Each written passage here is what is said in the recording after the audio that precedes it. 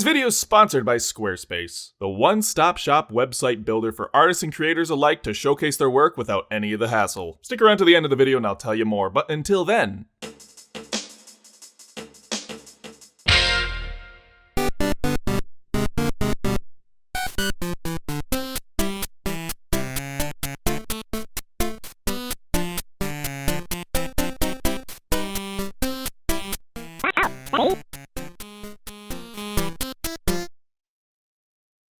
I thought this year we could shake things up, so I shaved my cat.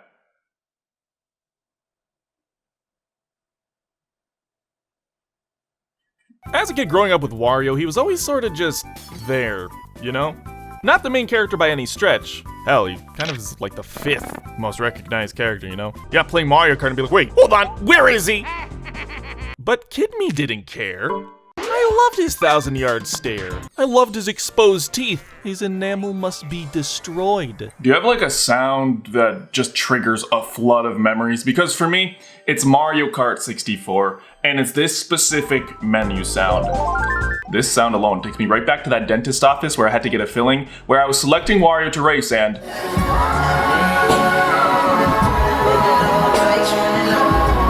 And playing Melee as a kid, you knew one character was missing, and thus we'd all be hopeful for his inclusion in the next Smash.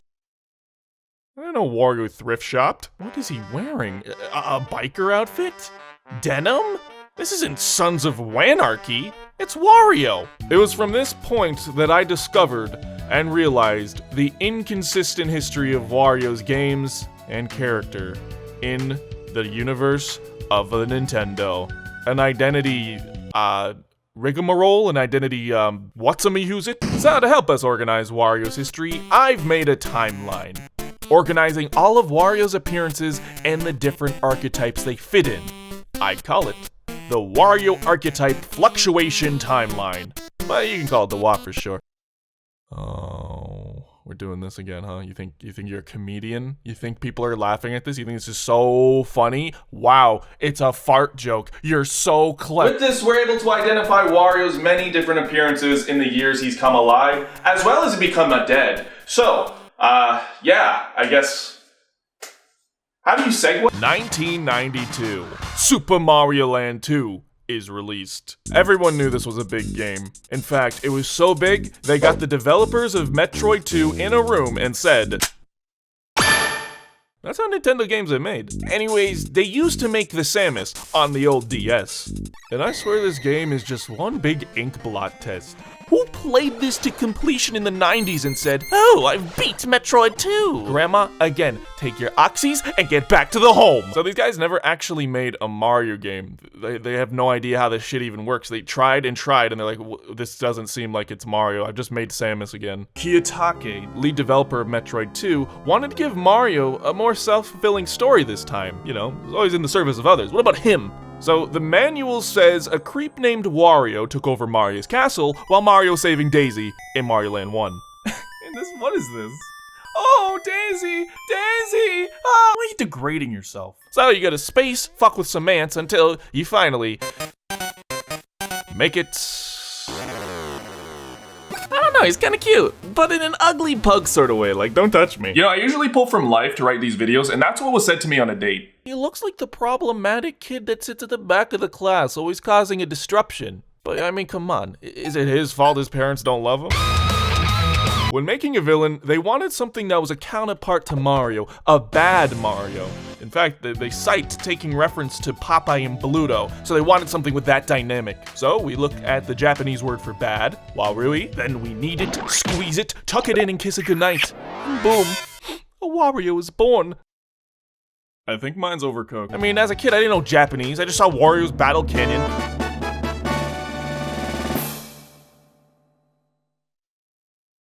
So, the voice actor of Wario in Mario Party, Thomas Spindler, by virtue of being alive, confirms 1992, the world stood still as Wario entered it. Many people really had to sell their stocks, they didn't know how the future was going to develop. But 1993, it was silent, no Wario pitter-patter anywhere. they began wondering, was it a delusion? Was it just like a big hurrah and an empty fart? Well, 1994 was a big Wario year, starting it off with Mario and Wario.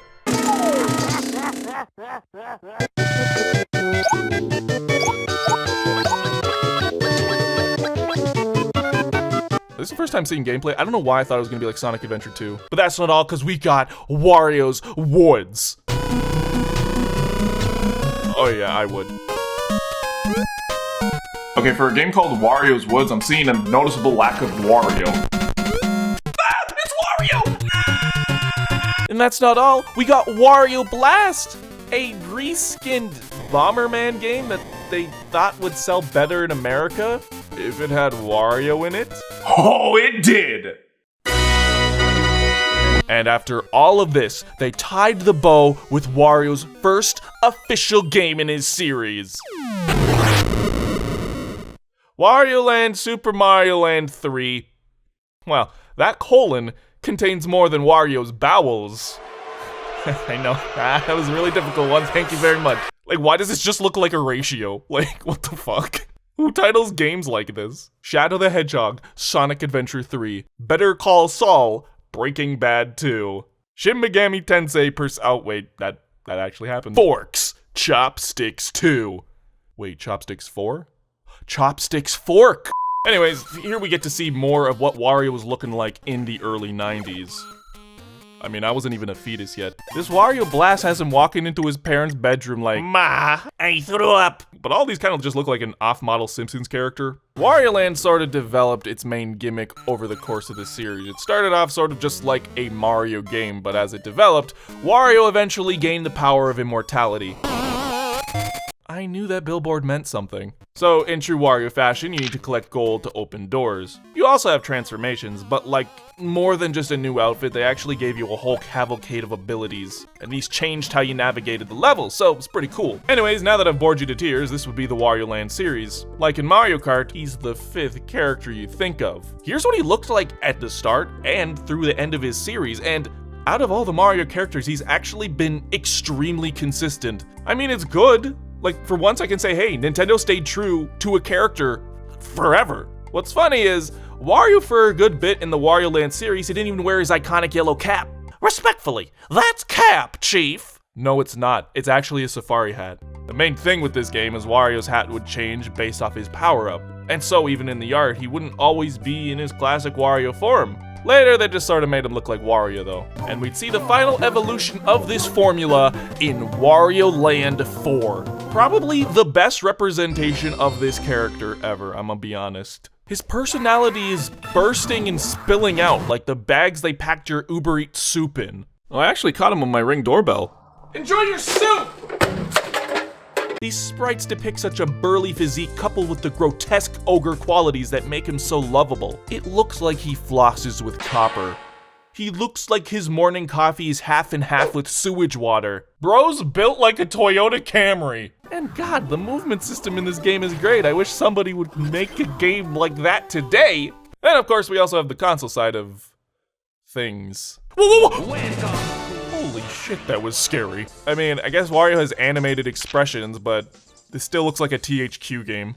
Like, I just don't understand how most of this gets conceived. What is this, a beat 'em up? Like, I actually have no idea. Why is this the longest first level ever? I don't know what I expected from this game. Like, is this like some alternate universe where Wario was now the main character and his series took off? Feels like a game that made it through a cross-dimensional rift. Like, I can't believe this is actually what it's like. Nobody ever talks about this game. It's so weird.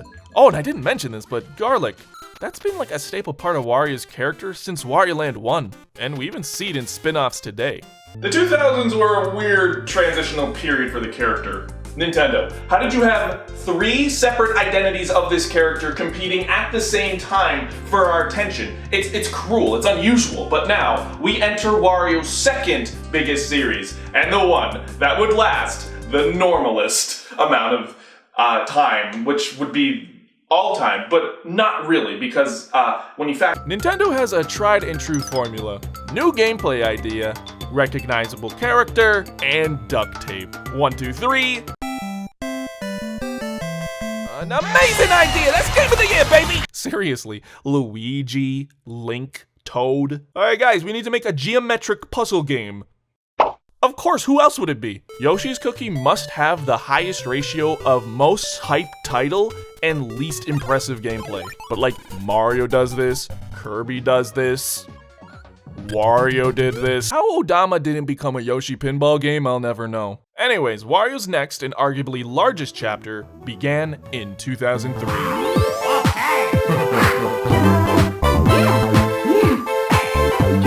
Maybe you don't know this, but I actually sincerely love the Warioware games. You know, I yell about stuff and put on this character, but you know, come on, it's a cool idea. Like, come on, don't be weird, he's picking his nose, it's impressive. I mean, Warioware is really just a minigame collection, so in order for it to have some sort of semblance of playability, they separated each of the minigames into categories, which was represented by a character's level. And so you have a bunch of these funny characters that people do love, but you know, it makes sense Wario predicted NFTs. I don't know why I'm surprised. They are some of my favorite studies of game design due to how tight each of the microgames has to be. Yeah, I don't know, maybe I'm a minimalist. That's what my bedroom looks like. But when I think of these games, I do not even think about Wario. I will always love you. Like, why him? This could have been an original game called Jimmy T's Zesty Minigame Collection.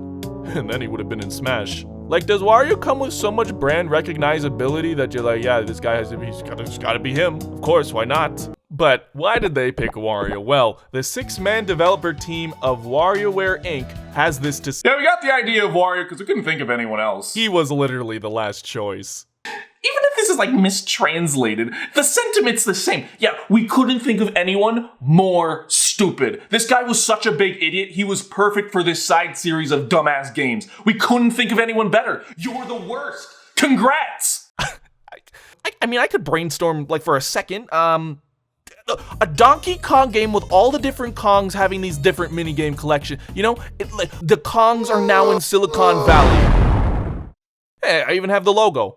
But unfortunately, Wario's this scapegoat child that his parents need to vicariously live through to feel something. No, I don't want to talk about it. They sold him out for microgames, then tilt controls, stylus controls, motion controls, and whatever this was supposed to be. But by 2008, Brawl came out, and we got...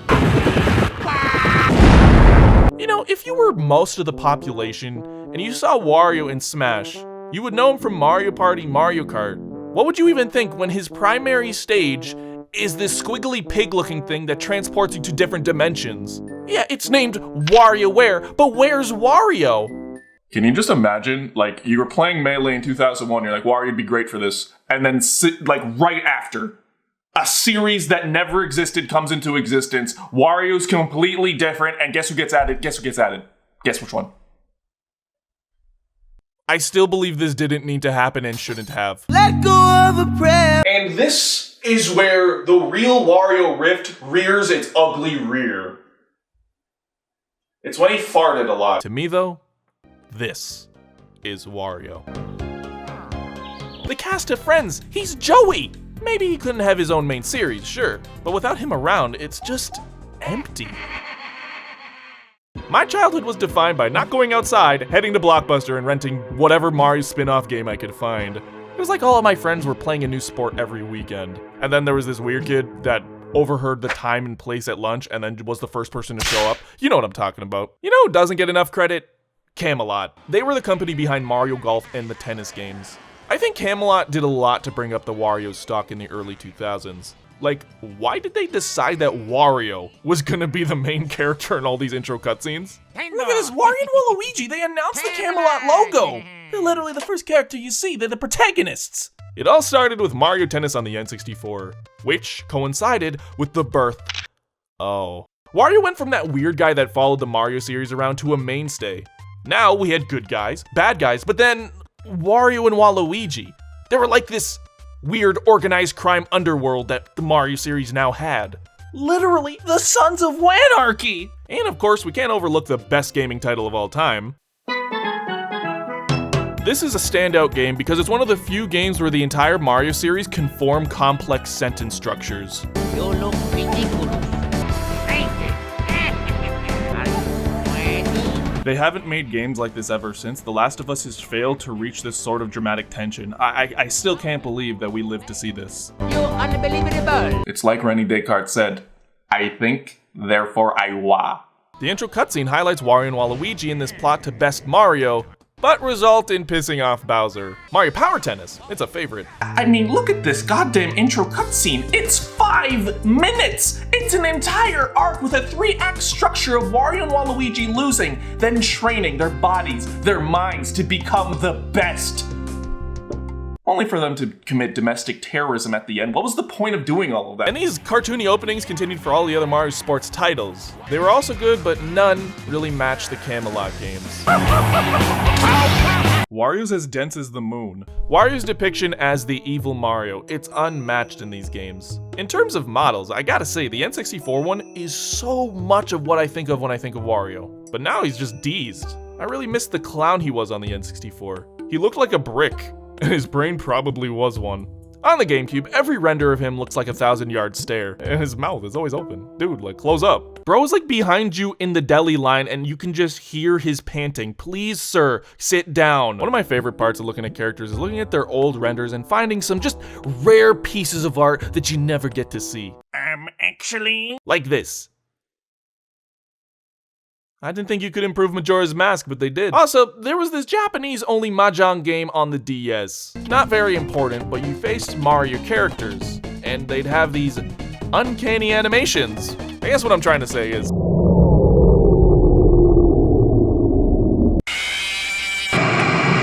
We also have Dr. Wario, in case you want, like, to sell your kidney. And finally, WarioWare Gold. A forgettable title to be sure, but what isn't are these official amiibo images. How did they extract the exact essence of DeviantArt? It's impressive. This part of the waft really is longest and most prevalent. With Super Mario 64 DS, you really thought Wario was gonna be a mainstay, but then we reached the singularity point of 2008 and Wario was a mess. Each series pulling on him from all sides until... And you'll notice after this point, the carts, the parties, the soul was sucked out of him, and while he was kicking for a little, after smooth moves, WarioWare vanished, as did the Wario Land series. We'd have small moments of glimmering hope like in Mario Golf World Tour, but through the 2010s, this character, and his apparently universal appeal, vanished.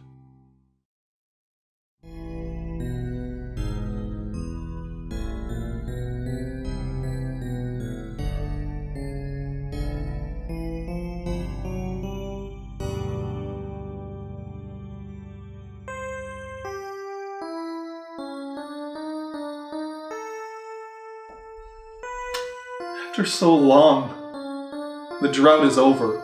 Wario is finally back in his true form. With these chumps doesn't feel like a prize. Ah! Just don't expect me to do any work. Yeah, let's pretend Wario stayed dead.